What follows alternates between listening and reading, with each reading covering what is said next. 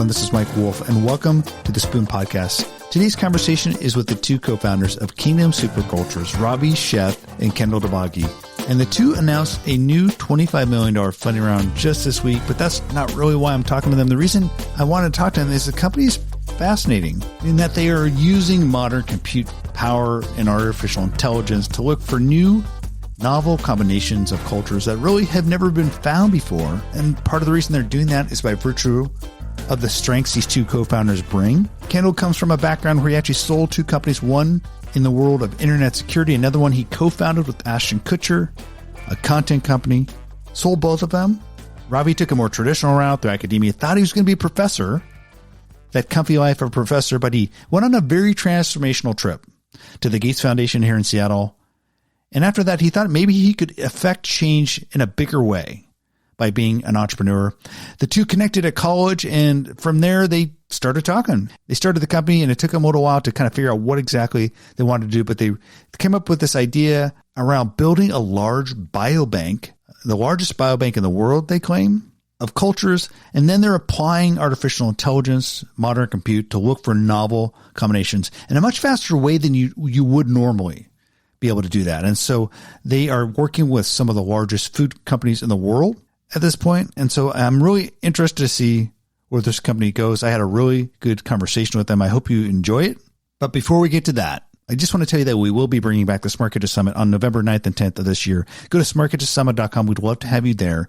And just a couple months later, we'll be at CES. And CES is for the first time ever having food tech as a feature theme. And guess who's helping them bring it to the world?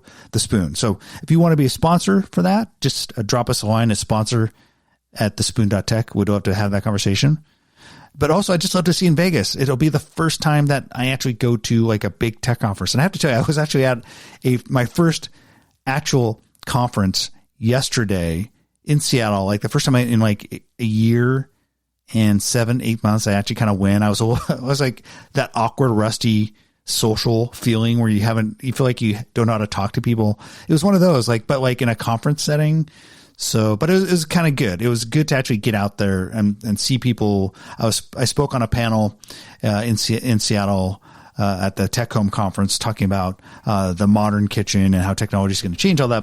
But again, it was weird, but kind of cool to be stepping back into the world of conferences. So, but that's it for that. If you want to listen to more Spoon podcasts, I encourage you to go to thespoon.tech or just look for it in your normal podcast spaces like Apple Podcast or Spotify. You know where to get podcasts. I mean, you're not a beginner here. All right, let's get to my conversation with Ravi and Kendall.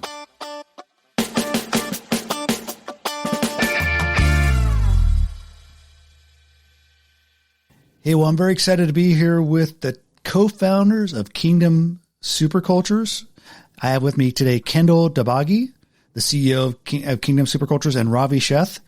How you doing? How you doing, guys? Hey, Mike. Thanks for having us on.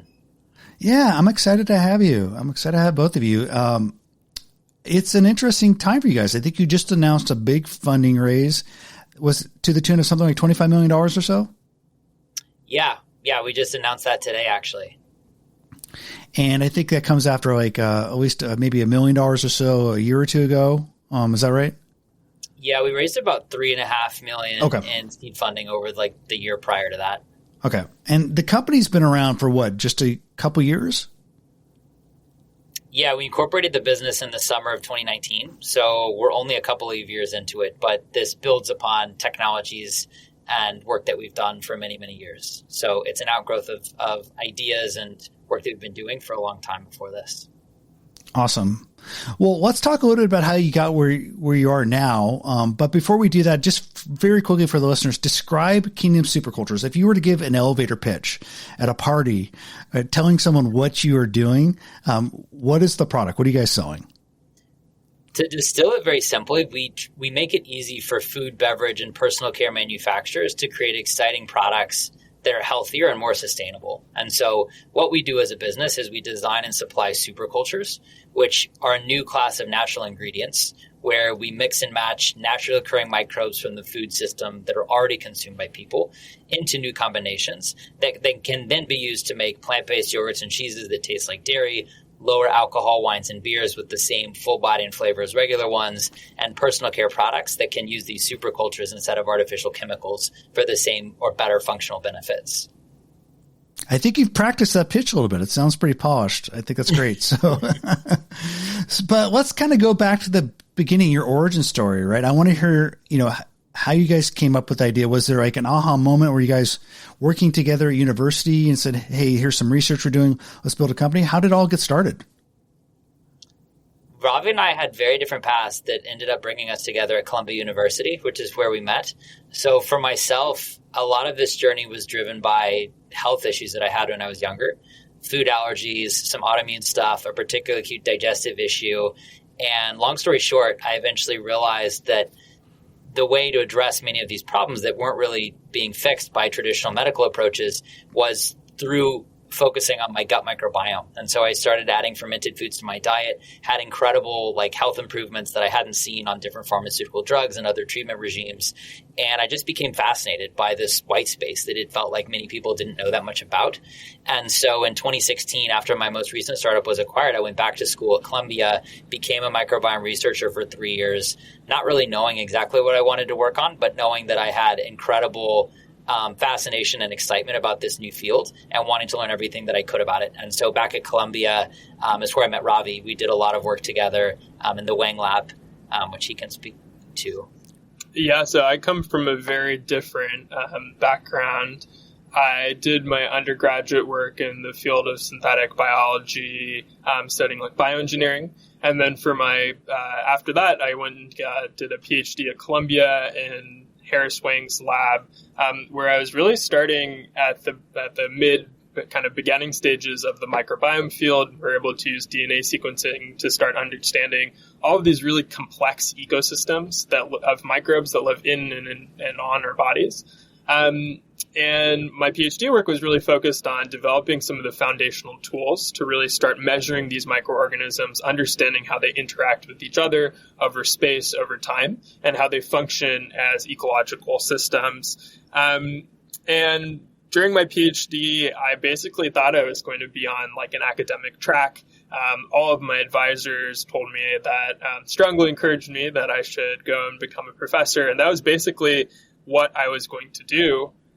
But I very fortuitously spent a summer at the Gates Foundation through one of the fellowships I had that was funding my PhD. And for Seattle? me, that was in Seattle. Yeah, it was a super transformative experience. I was working on a team where we were kind of delivering and designing new food or therapeutic interventions to address malnutrition. And through that work, working on some of these really transformative food-based problems in the real world, became way more excited about what was possible outside of academia, taking some of these cutting-edge technologies from the microbiome space and applying them to the food system. And so after I graduated, co-founded Kingdom with Kendall. Very cool. So you gave up a cushy life of professor, tenure track, and you went for the much more stressful life, but maybe more impactful life, I think, of an entrepreneur. Yeah, I think I definitely have not looked back, but I think it's really exciting. I think there's really a shift today in what is possible in industry. And I think, frankly, there are a lot of problems with the academic system and incentives and publishing, peer review and grants. And, there's obviously also lots of issues in industry, but I think it's a unique path and obviously a really high leverage environment to make an impact in the world. Okay, so Kendall, I want to get back to you because you did allude to a previous life. You had an exit with another startup, and then after that, you went and became a researcher and went on this kind of learning path. But what was this first startup you sold? The first two startups I was working on, the first was Armor Hub, which was a web vulnerability scanner for small, medium businesses. The premise was basically to create an antivirus scanner for websites that other companies could use as a service to scan their web apps for vulnerabilities, and then we could fix them for them for an additional fee. So we sold that to Spark Communications in 2014, and then co-founded my next company, A+, with Ashton Kutcher and my same co-founder, Evan Beard. The premise of that business was to basically use technology to optimize content for the social age. And so we built a lot of different computational approaches to basically testing different headlines and images, intros to videos, optimizing content for syndication on the social web, and then pushing that out through a roster of different partner influencers, and then sharing some of the ad revenue with them. And so we grew that. At our height, we had 50 million unique visitors visiting the website a month, and then ended up selling that in 2016. And that was when I decided that I wanted to learn more about the microbiome and dedicated the next few years of my life to going as deep on that as I could. That's super interesting to me in that it almost kind of is a microcosm of, I think, what's happened is we've seen a lot of the deep thinkers in whether the traditional internet, or the social media side of the social internet, starting to make the transition to biosciences to a certain degree, whether that's investment funds or executives. And you went a much deeper route normally than I see. You actually went to school and for 3 years to kind of learn because of your backstory. So I think it's a fascinating path for you. Yeah, it's pretty exciting. I think initially the first two companies were obviously software based, but the cool thing about what we're doing right now, even compared to like a lot of biotech, is that you can actually taste the output of these experiments. So as we like iterate on different microbial combinations, the output of a lot of these experiments are like taste tests at the end of the day, where we can understand the impact of these different microbial communities on flavor and texture and mouthfeel. And am I right in that I'm seeing, in a way, you bringing your background to the space, in that, like, what I heard you talk about earlier is applying machine learning. I'm hearing hints of probably some big data analysis, kind of scanning large sets of data around fermentation properties, looking for unique combinations. It sounds like you're applying a lot of kind of the ML background that you probably learned in your previous life. It definitely informed what I focused on when I went back to Columbia. Like, I knew that I did not want to focus exclusively on just microbiology. I knew that I very much wanted to try to build a skill set that was at the intersection of both computation and microbiology, which I think is reflected also in Robbie's background and the way that we think as a company, which is that we don't want to repeat a lot of the manual microbiology approaches that have been like the primary focus of industry for the last like 50 years, but instead to use all of these new advances in computation, artificial intelligence, different statistical approaches to basically then be able to like scan through all of these microbes and different potential combinations in a much more efficient manner. So the way that we describe this is, at the end of the day, this expansive platform that we've built out, we have now tens of thousands of individual naturally occurring microbes from the food system. And the challenge that we're confronted by is, if we want to design a new community of 5 of those to ferment a plant-based yogurt that tastes more like an authentic dairy yogurt, that's a 10,000 choose 5 problem, which is 10 to the 17. And so there's no way, no matter how high throughput or automated our platform is, to test all of those different potential combinations of the 10,000 strains that could make communities of 5 of those. And so then the question then becomes, how can we use computation to collapse that design space and allow us to span all of these potential combinations in a much more efficient manner? That's really interesting. But I want to dive a little bit into how you gathered your data set, but I do want to hear the story of how you guys met. And what was that? Did you have a conversation like, hey, there's a white space in this market where we can create a company? Talk about those early days and conversations. I would say that I'd be interested to hear Robbie's perspective on this. From what I recollect, I don't think much of the conversation initially, truthfully, was about a business at all. When I came into the lab, I kind of was framing myself as just another microbiome researcher. Like, I was interested in developing my skill set, potentially going on and doing a PhD. And I worked with Robbie and Tom, who was also in the Wang Lab and is now working with us at Kingdom. And yeah, I don't think that we explicitly started talking about potential business ideas for like many, many months. Yeah, I think we basically worked together on research projects around the gut microbiome for a number of years. Kind of everything from using imaging and computational approaches to take pictures of microbial isolates and understand like information about them, a lot of like human gut microbiome studies and sample collection. But I think really like it was really only towards the end of that work that we started chatting about different opportunities. And I think we were both really interested in generally the microbiome field and space, but also food technology, like being able to get products to people in a much faster manner than a traditional therapeutics pipeline or kind of long-term kind of timeline that's required for those sorts of products. And so I think really the first year of the business, we experimented and thought about many different business models, like understanding who would be the right customers, how we could really kind of approach and impact the field. And Ravi, because you were along more of the academic path, and then you did have that moment with the Gates Foundation, you had kind of already turned your mind towards, hey, maybe this life of kind of building something new, innovating within a kind of a corporate mindset is interesting. But did Kendall have to convince you at all, or are you already kind of there? I think Kendall did some good convincing, but I think a lot of it was also just like really deeply exploring the academic pathway and careers, and really just like, I think, some soul searching of really trying to understand where I could uniquely have a meaningful impact. And I think there was a lot of like advisors I talked to and mentors, and a lot of people were trying to convince me to stay in the academic realm. But I think ultimately for me, it was like thinking about what the difference day to day looks like. I think as an academic, as a professor, like there's a really convoluted incentive system where basically there's a single first author and a single last author in any paper.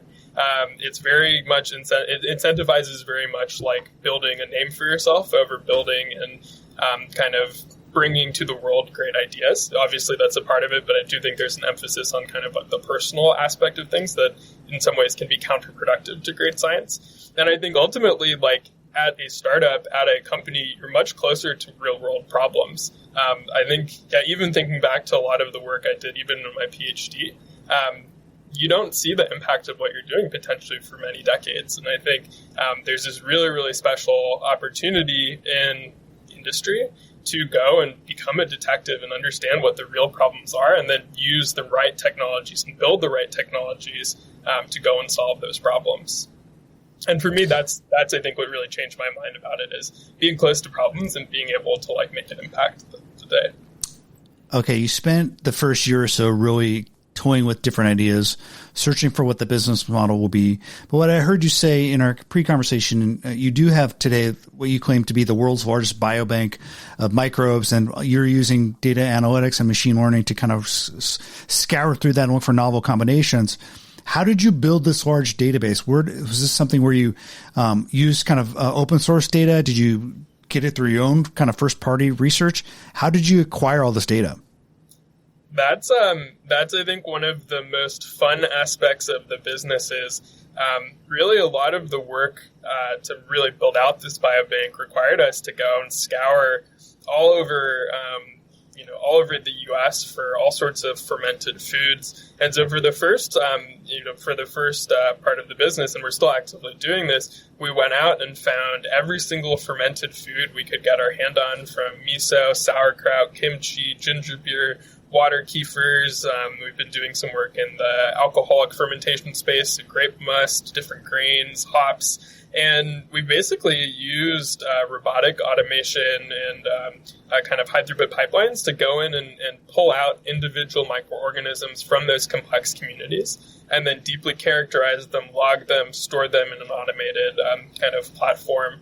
And ultimately, that's it sounds complicated, but a lot of it can be distilled down to activities like going to a specialty cheese grocer here in New York and picking up 50 to 60 different types of cheeses, and doing a little bit of science and a little bit of taste testing on them. And so I think that's what's really wonderful to us to think about, is that in all of these foods we eat every day, there's literally hundreds, if not thousands, of microorganisms in them that drive all sorts of taste, flavor, texture, sensory properties, nutrition, health properties. And for the first time, we're actually able to go in, catalog those, build out like really comprehensive biobanks of them in a way that just was not possible even a decade ago. So let's talk about what you're building and kind of how this is differentiated in the market, right? So it sounds like it's a platform play.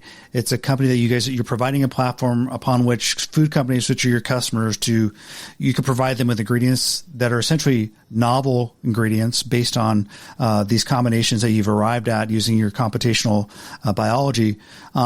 But how would you describe yourself if we use the parlance of kind of the alt protein space, right? When I look at like, for example, the Good Food Institute, they use kind of the big three combinations of, okay, we have plant-based ingredients, we have precision fermentation, we have cell-based cell culture technology. It sounds like you guys are fermentation, but you're not necessarily any one of those. How would you describe yourself?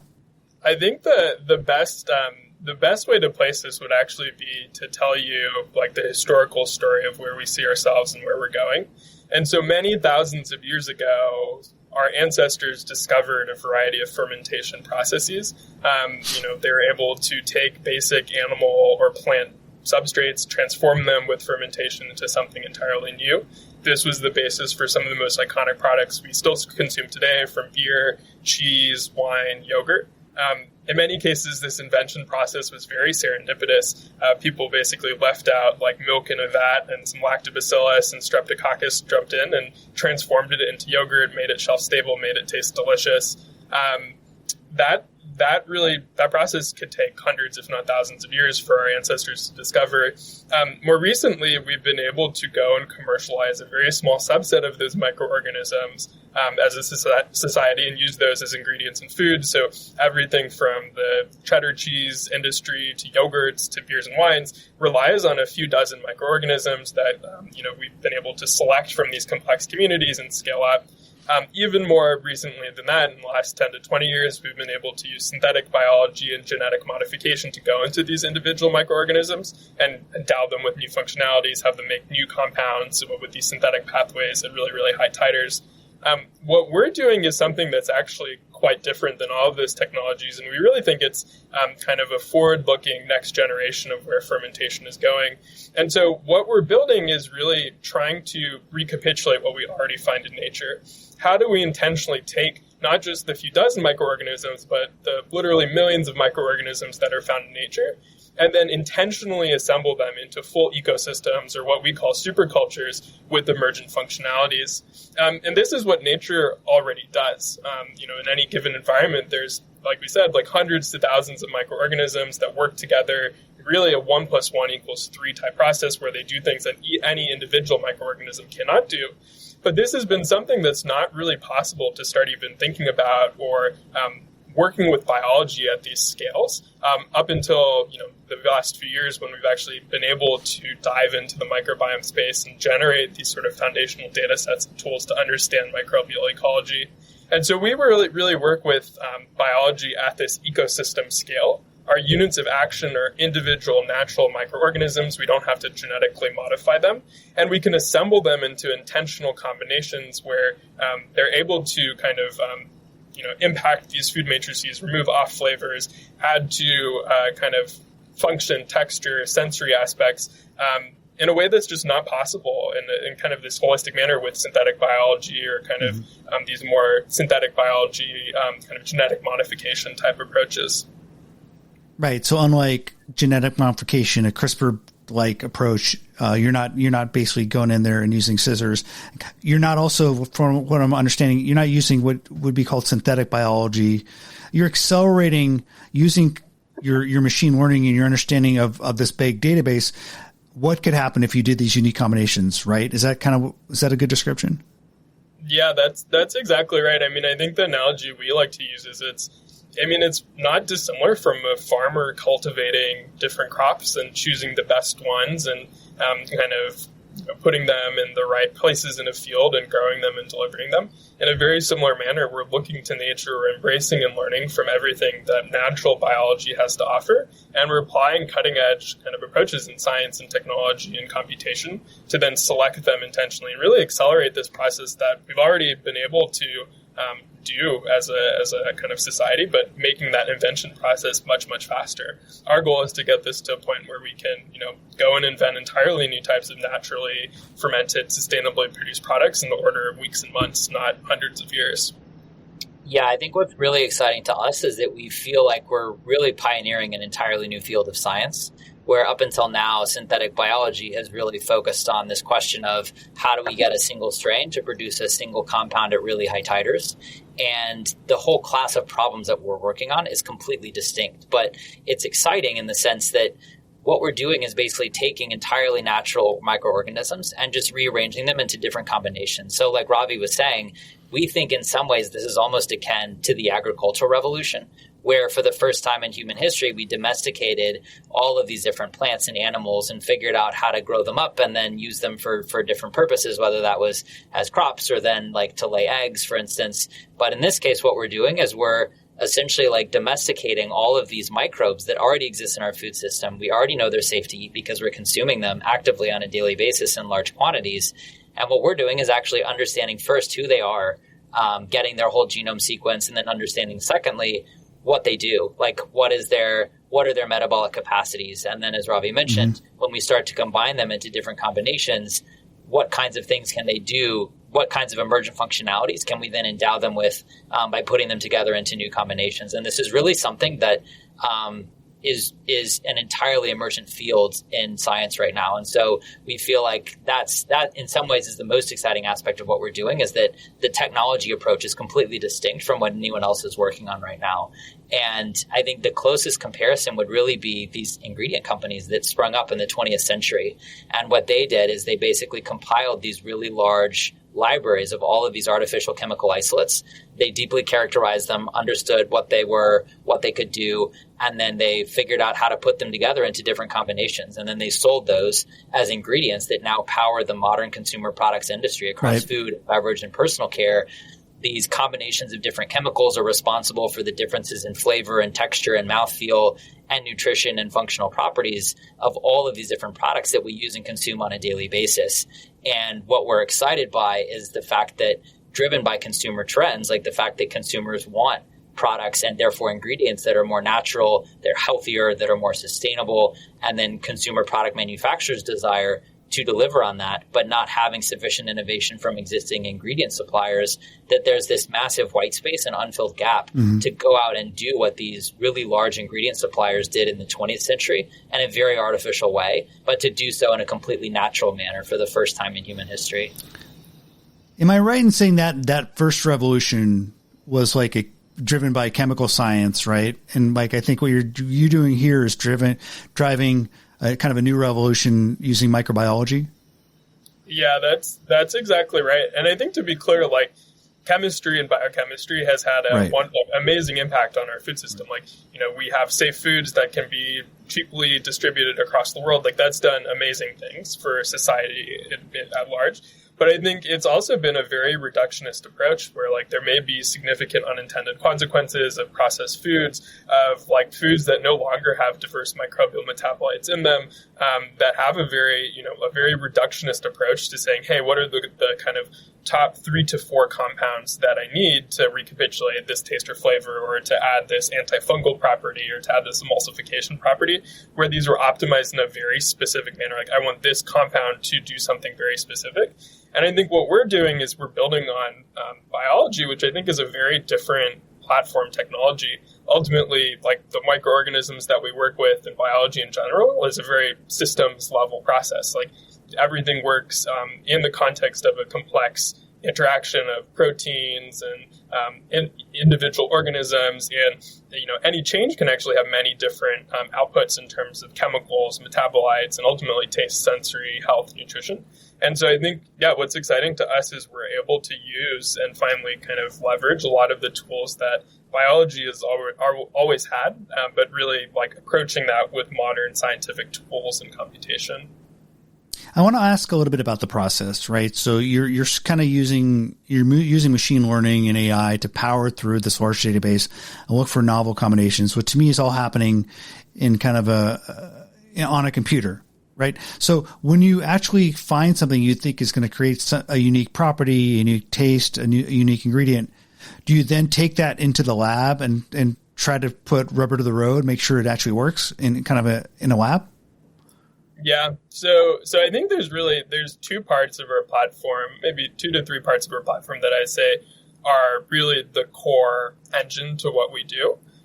The first is basically kind of what we've been talking about around computation and being able to actually sort through these really, really large design spaces. And we've been able to, we have some super talented scientists on our team, Tom, Miriam, that have been able to go in and start to build out really foundational new approaches to start thinking about designing these ecosystems from the ground up, using a lot of kind of cutting edge genomics tools and kind of statistical approaches. So that's, I think, part one is really this toolbox or suite of approaches that allow us to start thinking about ecological design, which very much in our minds is like a white space, leading edge kind of aspect of the field. The second is really automating a lot of microbiology. And so if you've ever played with cultures or done any microbiological work, the first thing you will realize is that it's incredibly time intensive. I spent much of my PhD culturing individual microbes, most of the time contaminating them and just like, sorting through a -80 freezer and freezing my hand off while I was looking for things. And so we spent a ton of time on the very challenging logistical task of working with these microorganisms, automating access, like just making it really easy to do microbiology. And ultimately what that means is our scientists can walk into the lab, they can automatically requisition individual microorganisms, they can access microbiology at a scale and throughput that has just not been possible. It takes a lot of tricks and kind of weird microbiology approaches, but we've been able to do that and we're continually improving it. And then I think the third area that actually has become a huge part of our business and R&D is actually just understanding what these microorganisms can do. And so around half of the lab is focused on, actually generating these cultures, building the supercultures, understanding what the design rules are. But the other half of the lab is then focused on, once we have these, how do we actually measure and quantify how they're impacting a particular product. And we've been able to build out some really, really powerful tools that allow us to go in and do things like quantify the taste, flavor, and texture of a plant product using high-resolution metabolomics, imaging, various types of kind of physical analysis, even human kind of sensory studies. And we're kind of doing this not just for food products, but broadly across the consumer products space. And so, one area that we've been very active in is actually understanding how our products can impact microbial ecosystems or kind of target microbiomes. And so, for example, how could I make a skincare product that actually supports the healthy microbiome and selectively gets rid of undesirable species like the microorganisms that cause acne or the microorganisms that cause dandruff? How do I go into, let's say, an oral environment and support healthy oral microbiome or support a underarm microbiome that does not produce kind of malodor? And so we've been able to kind of build out these really, really powerful analytical and sensory tools that allow us to not only deliver these supercultures, but then really understand how they're quantitatively impacting and kind of modifying or contributing to the function of an end product. And so end to end, what that allows us to do is, take in a particular consumer product brief or take in a specific consumer value proposition and then go end to end and actually deliver like a fully breakthrough ingredient or product that our partners can kind of bring to market. Okay, so let's talk about your partners and your customers. So my understanding, it's a B2B platform. You guys are going to be providing ingredients to large and maybe small companies that want to build really interesting food products. So how does it work, right? Do they come to you and say, hey, this is the type of thing we want to do? Or are you going to create some kind of standardized ingredients that are new and novel that you go to them and say, hey, you could create some sort of food that you've never created before? Or is it all of the above? It's very much the former of those. So, I mean, one of the areas that we had the most profound traction early on was in this plant-based dairy space, where the cultures that people were still using and trying to repurpose for all of these plant-based substrates were designed originally for dairy. And so if you go and get starter cultures for yogurts and cheeses, those are optimized for milk substrates. And they've evolved over hundreds or maybe even thousands of years to process milk most effectively into yogurt and cheese. Now, if people want to reuse those and apply them to coconut or oat or cassava bases, they don't work as well. And you end up having all of these plant-based off notes that people don't love. It doesn't generate authentic dairy flavors. And so one of the key questions, and I think one of the key aspects, or one of the very unique aspects of the plant-based dairy market, is the fact that for the first time, everything that people are fermenting is different company to company. And so for the most part, every yogurt company is fermenting the same thing. They're all fermenting milk into different flavors and types of yogurt. But in the plant-based yogurt space, every single company has a different formulation that they're trying to ferment. And each of these formulations is completely proprietary to them. And it's something that they're very proud of and they want to keep relatively private. And so what that calls out for are cultures that are optimized, not just that are different from the ones that have been used on milk, but are actually optimized for the specific bases that each plant-based cheese or yogurt or dairy company is using. And that's something that because of this platform that we've built out, we can go and do this work seamlessly, very quickly, end to end in the span of just months for some of the most innovative and some of the largest CPG manufacturers. Those are active customers of ours now. Yeah, just to add to that, I think what's really exciting to us is building really deep relationships with our customers that have like really profound alignment with our mission of bringing natural and sustainable and healthy products to the world. We've seen really unprecedented demand for access to our platform and the kind of really transformative ingredients, superculture ingredients we can deliver. And so we ultimately have had to be really selective about the partners that we work with. But ultimately, for us, we're much more excited about building really deep partnerships with great commercial partners who align with our values and bring really transformative products to customers. Well, I have to say, Kendall, I'm relieved to hear that you're working on plant-based unique cultures for plant-based yogurt, because I've had some of those early yogurts and wasn't too happy with them. I won't name names. So hopefully some of these guys are using your products to make better plant-based yogurt. So, but let's talk about the industry, right? When I look at like platform players creating building blocks for next generation food products, some of the companies that come to mind are like Motif Foodworks and their parent company, Ginkgo. There's a few others out there. I think, you did mention these big flavor companies. I do think Givaudan is actually trying to transform itself into kind of a plant-based ingredient company, not abandoning their old products, but they're definitely building new partnerships to also move themselves forward into this space. So who do you see as your peers, or do you see you guys as unique? See yourself as unique?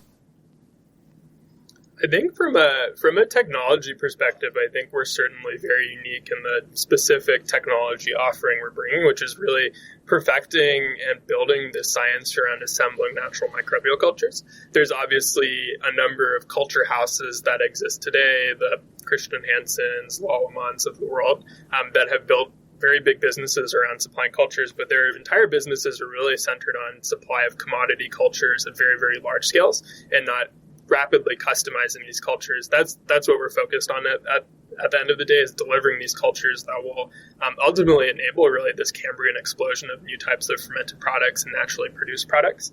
Certainly, I think this overall biodesign and fermentation space is kind of moving incredibly quickly.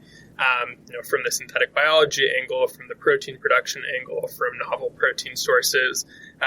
What we think is really meaningful about our approach is that we have an incredibly fast design cycle. Already as a very young business, we've been able to deliver multiple products into the marketplace that with our partners are actively being distributed across the U.S.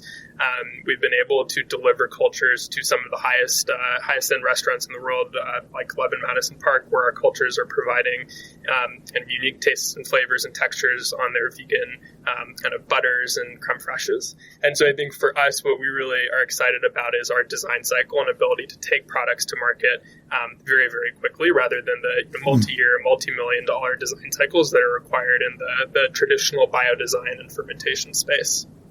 And I think we touched on this previously, but really the thing that we find distinct for us versus the precision fermentation arena more broadly is the fact that the set of use cases for which we can apply our technology is just so much, it's very different. It's completely orthogonal, truthfully, to what they're working on.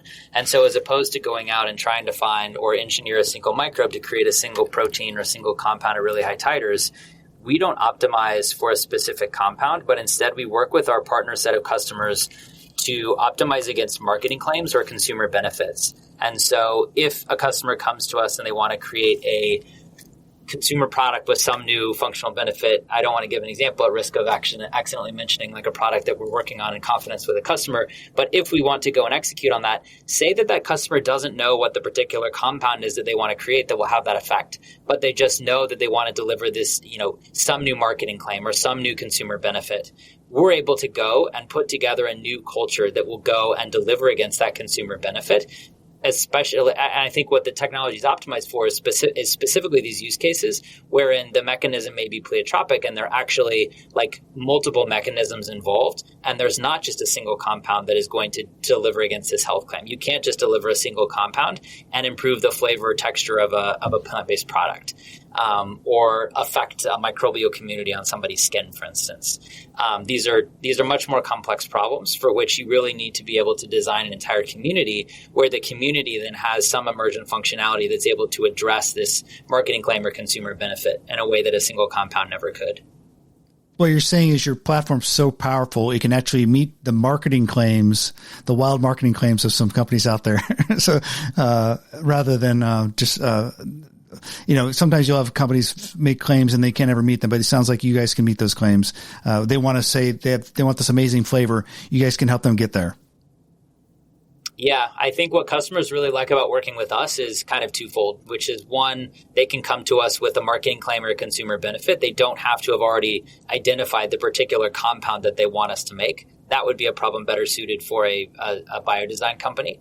But instead, we can then put together a community to deliver against that benefit, and we can go end to end so much faster than these biodesign companies do. They'll take oftentimes years to get to an actual commercial scale ability to produce that particular compound of interest, whereas we can go end to end in the span of just months. You mentioned 11 Madison Park. I know that the restaurant made news, I think, earlier this year, being, I think, the only 3 Michelin star restaurant in the world to go entirely plant-based. Talk about the story of you guys working with them. How did you go to them? Did they come to you? So we got introduced to them through a mutual contact at the office space new lab that we were working out of for the first year of the business. And so we got kind of tangentially introduced and started chatting with a number of folks on their R&D team. They came out and did a few visits.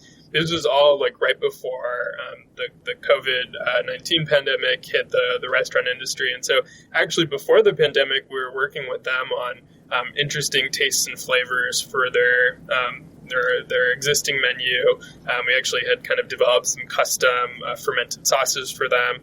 Obviously, then the whole world was pulled into the multi-year global pandemic that we know today. But then during the pandemic, we actually, they reopened the restaurant and we kind of reconnected with them. And we went back and forth for a number of months on kind of iterating and designing some custom cultures for them, for their menu. And I think what's really interesting and exciting is that they are approaching the plant-based space with a purely culinary lens. Their basic problem, which is actually pretty profound, is if you want to make a plant-based menu for a very high-end restaurant, how do you actually go and replace all of these core things, the butters, the creme fraiches, the creams, the milks, that are really kind of baked into every aspect of that experience? And so what we were able to do is work with them and solve both very practical problems. They literally could not find vegan cultures even off the shelf that they could use for some of their products. And then we're able to customize them to start pushing to really interesting and kind of culinarily amazing tastes and flavors that they couldn't get with their existing cultures. And I think through that work, we came to a really, really powerful collaboration where they brought this amazing sensory kind of toolbox and toolkit, and we were able to bring them this new modality to start thinking about how they can modify their foods through fermentation, through our cultures. And ultimately, we're currently supplying them with a number of cultures that are powering their menu today, from their butters to creme fraiches. And we think it's a really powerful example of what a superculture can deliver. Well, that's super exciting. Well, this has been great, guys. I learned a ton talking to you. If people want to learn more about Kingdom Supercultures, where can they go? To our website, kingdomsupercultures.com. We also have an instagram.com/kingdomsupercultures. All right. Hey, well, Kendall Dabagi and Robbie Chef, thank you so much, guys. I appreciate it. Thanks, Mike. Yeah, thank you, Mike. All right. I hope you enjoyed this conversation with Ravi and Kendall. This idea of computational biology meets fermentation to create novel, new ingredients. Really interesting stuff. So if you want to check them out, go to kingdomsupercultures.com. As always, thank you for listening to the Spoon Podcast. I'm your host, Michael Wolf, and we'll talk to you next time.